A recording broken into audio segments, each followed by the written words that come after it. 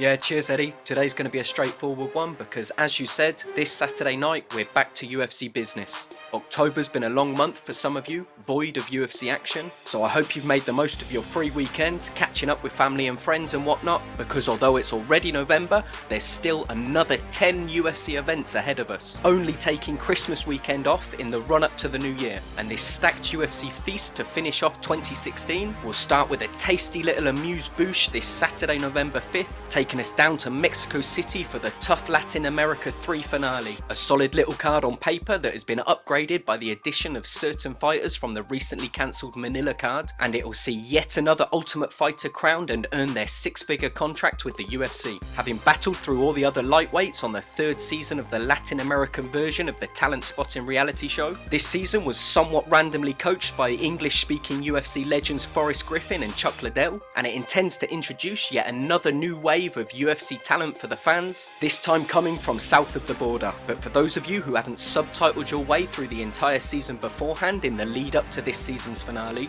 you can still get fired up about the simply unmissable main event potential lightweight title eliminator fight that's headlining the card. Rafael dos Anjos versus Tony Ferguson, a match that's simply too close to call for some of the fans, but one way or another somebody's making a statement this Saturday at the top end of that 155 pound shark tank. And just 1 week before the division's newly crowned champion Eddie Alvarez looks to make his first defence against Conor McGregor at UFC 205 November 12th.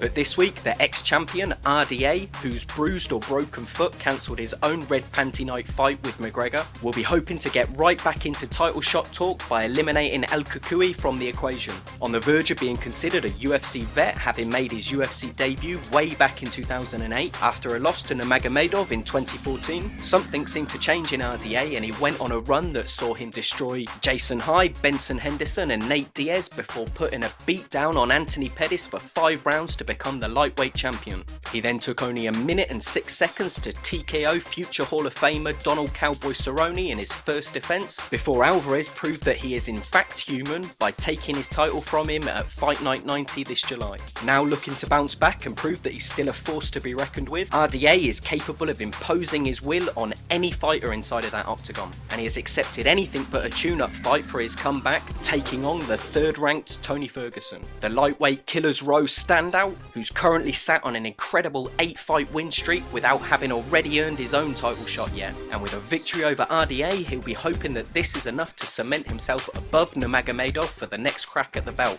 Of his 12 fights in the UFC, the Tough 13 winner has only ever dropped to unanimous decision to Michael Johnson way back in 2012, and since then he has simply been on a tear, only ever leaving it in the hands of the judges once after that. And he's a fighter who can as easily knock you out as he can submit you. Motivated by not only beating anyone that's put in front of him, El Cucuy wants the finish as well, pocketing himself an impressive 7 post-fight bonuses for his crowd-pleasing approach. Not one to cry about his title shot, Ferguson is happy to simply clean out the division one fighter at a time, confident that when his time comes he's got the skills to claim that lightweight crown for himself.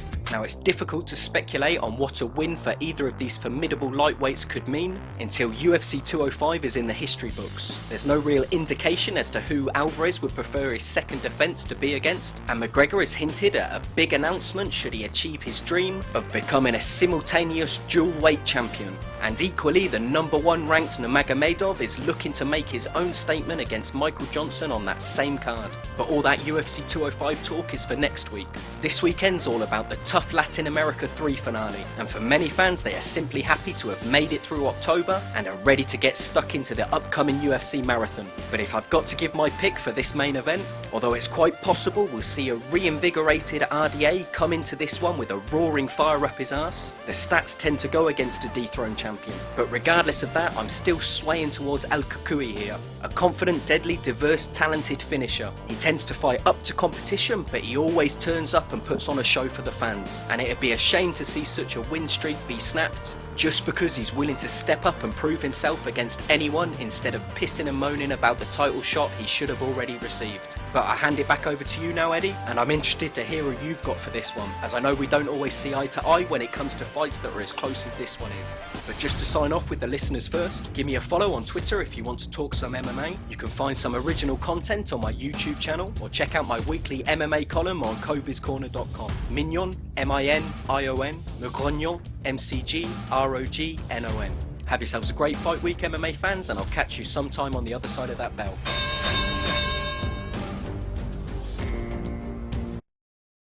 Well, gee, Minion, I gotta agree with you this week. I mean, it's so close here, and R.D.A. really needs this win over El Cucuy, and coming off a knockout loss of his last fight, where he lost the belt against Eddie Alvarez. I mean, he's got a lot of pressure on his shoulder. I mean, no one wants to lose their belt and then lose another one. Look what happened to Holly Holm. Now she's buried deep, back down to where she started before she fought Ronda. Like, come on. You need to win this one. But El Cucuy, we all wanted to see him fight Khabib, and if he beat Khabib, then he was able to go for that belt. But however, one of my favorite words, if he's looking at this fight first off like a title fight. He originally wanted this fight against R.D.A. because R.D.A. is the one who held the belt for a while, you know, after his win over Showtime Pettis. This is Tony Ferguson's title fight here, and he's going to put on a show just like Minion said. I'm going to give everybody my full prediction and breakdown, but earlier in this card, it's starting off with a bang, guys. Sam Alvey. Smiling Sam Alvey taking on Alex Nicholson, and this is going to be a barn burner right here. Way to start off the night on Fight Pass. Alex Nicholson, knockout artist himself, but Sam Alvey. Man, this is like his fourth fight this year. He won his last two fights by knockout, or one by knockout, one by submission over Tough 22 alumni. But you know what? Sam Alvey has one of the hottest wives out there. He just had a baby. He's been knocking dudes out left and right. Always putting on a show. I love his post-fight speech. Is one of my favorite things to review. It's right out of the WWE or a comic book character, Sam Alvey. But Alex Nicholson, tough dude, man. He just beat Devin Clark not too long ago. But here, Sam Alvey has a higher output, especially with landed per minute. I mean, 3.78 landed per minute against Alex Nicholson, 2.98. Now, I don't like talking MMA math. I am highly against it. I do not recommend it for any of the bettors out there. If you're trying to look at the MMA math, you're just not going to formulate a good equation out of it because it just doesn't add up. We've seen debut fighters take out some of the best out there. Look at this season of Ultimate Fighter. We just had Brandon Moreno take out Hawaii's own Smoka. I mean, come on, you just can't do it, and I don't recommend it. But here, Sam Alvey has more output when landed per minute. Accuracy, has better accuracy and better defense. And he puts on the best face too. When Sam Alvey, and watch tonight, when he throws a punch, when he's throwing those haymakers, he makes this like mean, angry toddler face where he like pulls down his front lip and his teeth come out and he just looks like he's throwing a tantrum. And then dudes just get shook from it. So Alex Nicholson versus Sam Alvey. I'm leaning for Sam Alvey here. He's a current record of 28-8. Alex Nicholson a record of 7-2. Without a doubt. Way to start off the Fight Pass. Sam Alvey to win this by knockout. Also on this card, Marco Beltran versus Joe Soto. Joe Soto, one of my favorites, with a 16-5 record going against Marco Beltran, the Psycho, 8-4. I got to go Joe Soto here. I mean, it's just, once again, he has more of an output. His accuracy is so-so. And his takedown average isn't that good, but I just think that this fight is most likely going to go into a submission win for Joe Soto. And then we got Alexa Grasso versus Heather Jo Clark, the Hurricane. Heather Jo Clark just lost her last fight against, lost her last fight against Karolina Kowalkiewicz. How could I forget? Who's also going to be fighting on that UFC 205 card against Joanna Champion. And this is a big comeback fight for Heather Jo Clark. She needs to pick up this win. She's got 2 wins by knockout, 3 wins by submission, and 2 wins by decision. And Alexa Grasso, we're all familiar with. She's undefeated, guys. This is a big fight for Alexa here. I'm excited to see it. Heather Jo Clark is quite the test for a debut fighter like Alexa Grasso here. Straight out of Mexico. Young fighter. She's 23 and has amazing striking. Keep your eye on this girl tomorrow night. This fight can go either way. This is one of the throw-up fights. The girls always put on an amazing event. But, Heather Jo Clark, her striking is overwhelming sometimes. She couldn't really put it together against Carolina, but watch out for her. She's coming off a loss, and when you're fighting a fighter coming off a loss, man, it's gonna put you to the test. So the debut fight for Alexa Grasso here could go either way, undefeated with a welcome to the UFC with her first loss. That would be tough. If she gets the win, I'm excited to see what's next for her. I'm leaning with Alexa Grasso here, though.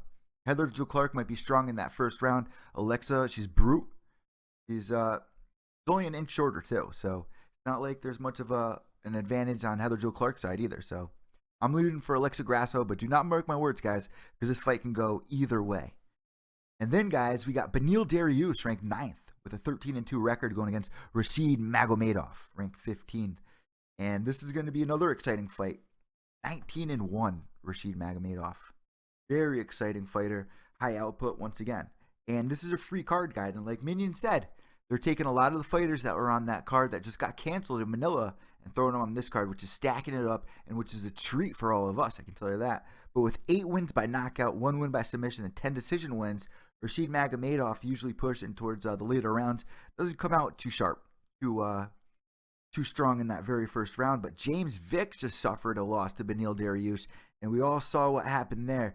3 wins by knockout, 6 wins by submission, 4 wins by decision. Beneil Dariush always puts on an exciting show. Very intelligent fighter, and his speed is on point.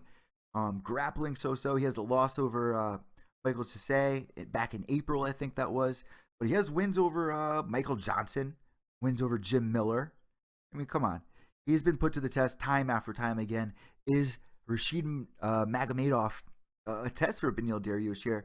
I don't know, but if Rashid can win this, he's going to jump right up those rankings. But I'm leaning towards Beneil to win this by a submission, probably later in the fight. Probably in the 3rd round. That's where I'm going here. There's a 1-inch height advantage for Beneil Dariush, but that's not going to do much for him. The takedown average for Beneil Dariush much higher than Rashid. Beneil most likely going to win this by submission. That's who I'm going with tonight. And then we got Ricardo Lamas versus Charles Oliveira. Oliveira just got submitted off of his while he was on top position against Showtime Pettis. He's still ranked though at 8th. He didn't really drop too much there. With a 21-6 record, he's going to be fighting Ricardo Lamas, ranked 4th right now, the bully, who's ranked 16-5. Ricardo Lamas, coming off a loss though. His last fight was against Max Holloway, who's now on a 9-fight win streak, waiting for that featherweight belt to come loose. But Ricardo Lamas also has a win over Diego Sanchez, who's fighting the co-main event of this night. In his last 3 fights, though, he's only 1 for 3. So he's not doing too hot lately, but he's still up top. And a win right here will definitely seal it, and especially if it's against Charles Oliveira, who's a submission artist. This is a tough one. It can go either way. Both these guys really need this win. They're both at the top of the division either way. Top 10 guys. It's a free fight. I'm excited for it. It could go either way, though. Charles Oliveira, man, he needs to pick up this win or he's going to be dropping a lot. But you know what? He's going against number 4 fighter, so he's not really going to be dropping a lot, but he definitely needs to pick up this win because he's doesn't need a 2-fight loss behind him. 4 wins by knockout, 4 wins by submission, 7 wins by decision. You know what? Ricardo Lamas, I just don't know. He's been hot and cold lately. Charles Oliveira's been on one hell of a streak. I mean, his last fight against Pettis, he just couldn't do anything. Pettis was going in there fresh in the featherweight debut, landed nasty kicks on him, but Charles Oliveira was a warrior, just kept pushing forward, and we can expect that tonight. He's got heart. And that gets us into our co-main event. Diego Sanchez, who's coming off a loss to Joe Lozon knockout. And I heard on Fighter and the Kid, they were talking, Brennan Schaub was saying that Diego Sanchez has never been knocked out. I was freaking out yelling at my TV because I was like, Big Brown, what are you talking about, dude? Do you not remember UFC 200? He just got knocked out by by Joe Lozon, and then he just won against Jim Miller, which is kind of funny because Diego Sanchez beat Jim Miller and then gets knocked out by Joe Lozon. Joe Lozon beats Diego Sanchez, but then loses to Jim Miller. However, he's going against Marcin Helo tonight, who has a 22-4 record. He's from Bellator. You guys might recognize his name there. Great submission and leg locks. That's what I could say about him. He's a young fighter. 4 wins by knockout, 6 wins by decision.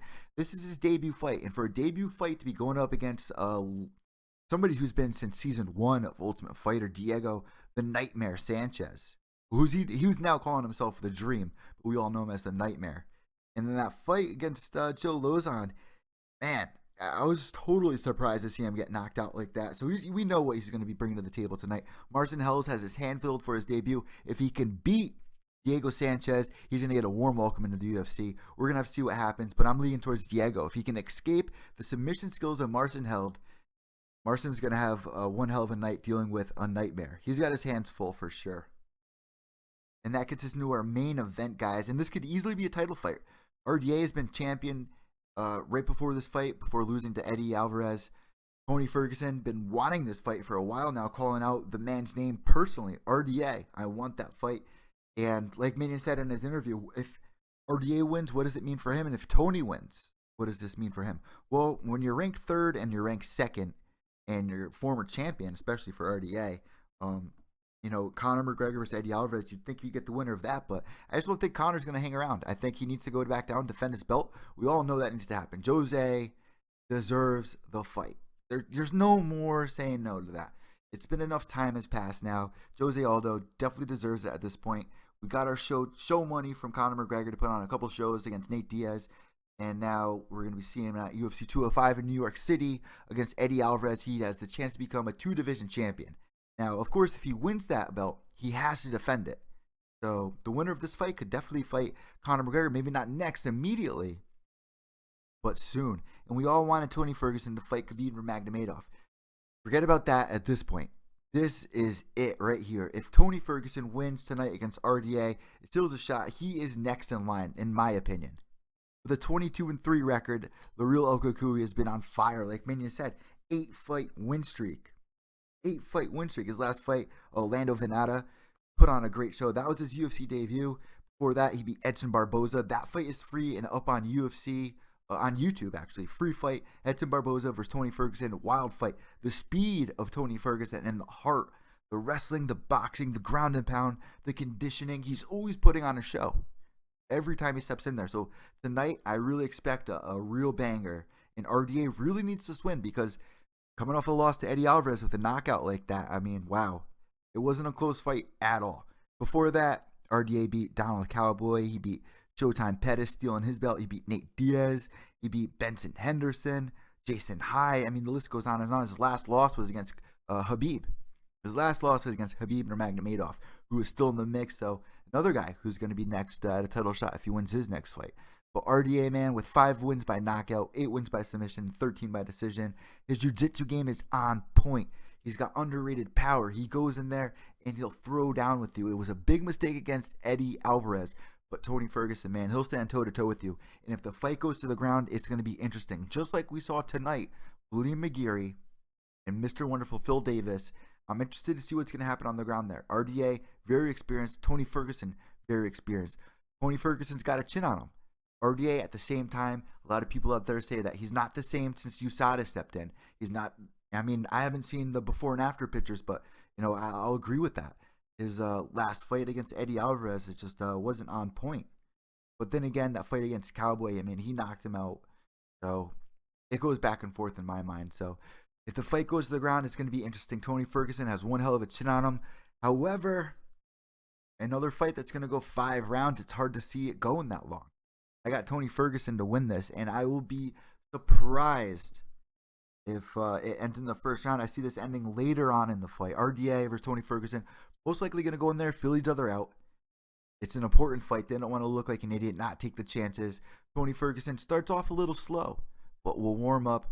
R.D.A. really needs this win. What's going to happen? I don't know. Let me know what you guys think on Twitter at Pure Evil MMA.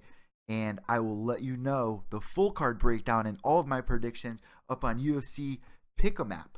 You can follow me at Evil Eddie and see what all of my picks are for this fight. And you can play along too. All you got to use is hashtag Pure Evil MMA and let me know that you want to join our UFC Pick'em because this week, and it's felt like so long since our last event. It's crazy and I'm so excited. Tomorrow we got a great group that plays along with us, making their predictions, that listen along with the podcast. And if I got any new listeners out there that want to have fun tomorrow night, I'm going to be live tweeting, and everyone that listens to Pure Evil MMA and watches Pure Evil MMA is going to be tweeting right along. We're going to be all on UFC Pick'em app. So message me on Twitter and let me know that you want to play along, and you can have your name announced live on the podcast next week for the winner of UFC Mexico. All right, guys. So as we get to the end of our show, I want to thank all of our guests that came on tonight. Tough alumni, Hater, the whole cast in. I want to thank Valor Fight 38, Sawyer Rich for coming on. Good luck in your future fights, guys. I cannot wait. December 2nd at UFC Fight Pass. Shout out to Showtime Pettis. I hope that he has good car insurance. Luke Rockhold out of his fight with Jacare Souza. Mark Hunt, I forgot to mention this. Mark Hunt had his first pro win October 31st. So this week in MMA. Make sure you guys give us a follow on Twitter at Pure Evil MMA. I want to give a huge shout out to all of our new listeners. Subscribe below. Let me know what you guys want to see on the next podcast, and I will make sure to get our next interview down pat. Subscribe below, 5 stars. I had a great night with everybody. Make sure you follow us on YouTube, Pure Evil MMA, with our interview with Diego Lima. I cannot wait for tonight. Let me know what you guys think. Is it R.D.A. or Tony Ferguson? I'm Evil Eddie. You're listening to episode number 23 of Pure Evil MMA. Behave yourselves, fellas. And let's do it. It's fight night.